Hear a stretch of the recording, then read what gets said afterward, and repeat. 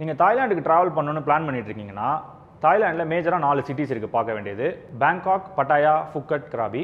இந்த 4 சிட்டிலையுமே நீங்கள் எந்த ஏரியாவில் ஹோட்டல் போட்டால் உங்களுக்கு எல்லாமே ரொம்ப ஈஸியாக இருக்கும் அப்படின்றத இந்த வீடியோவில் சொல்ல போகிறேன். நீங்கள் இதை உங்கள் ஃப்ரெண்ட்ஸுக்கு ஷேர் பண்ணுங்கள், மறக்காமல் சேவ் பண்ணிக்கோங்க.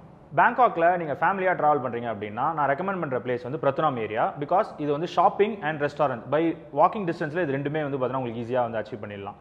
நீங்கள் அதே பேச்சுலர்ஸாக ட்ராவல் பண்ணுறீங்க அப்படின்னா சுக்குமித் சாய் 4லேருந்து சாய் 13க்குள்ளே நீங்கள் ஹோட்டல்ஸ் புக் பண்ணிங்கன்னா அது நைட் லைஃப்க்கு ரொம்ப ஈஸி உங்களுக்கு. ஸோ பட்டாயாவில் நீங்கள் ஸ்டே பண்ண வேண்டிய லொக்கேஷன் வந்து ஒன்று பீச் ரோட்டில் ஹோட்டல்ஸ் போடுங்க. அப்படி இல்லை அப்படின்னா செகண்ட் ரோடுன்னு சொல்லுவாங்க. உங்களுக்கு லேண்ட்மார்க் வந்து சென்ட்ரல் ஃபெஸ்டிவல் மால். இந்த சென்ட்ரல் ஃபெஸ்டிவல் மாலுக்கு பேக் சைடு செகண்ட் ரோட். இந்த second road R beach road இதில் எங்கேயாச்சும் நீங்கள் ஹோட்டல்ஸ் போட்டிங்கன்னா பை வாக்கிங் டிஸ்டன்ஸில் உங்களுக்கு நைட் லைஃப், ரெஸ்டாரண்ட், ஷாப்பிங் எல்லாமே கவர் பண்ணிடலாம்.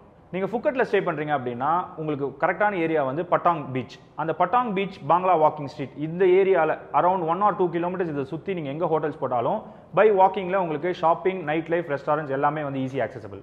நீங்கள் கிராபியில் தங்குறீங்க அப்படின்னா உங்களுக்கு பெஸ்ட் பிளேஸ் வந்து கிராபி அனாங் பீச்சில் இருக்கிற எனி ஹோட்டல்ஸ் ஆர் அனாங் பீச்லேருந்து ஒரு 1 கிலோமீட்டர் ரேஞ்சில் இருக்கிற ஹோட்டல்ஸ் நீங்கள் புக் பண்ணிங்கன்னா பை வாக்கில் உங்களுக்கு நைட் லைஃப், ஷாப்பிங், ரெஸ்டாரண்ட்ஸ் எல்லாமே ஈஸி ஆக்சசபிள்.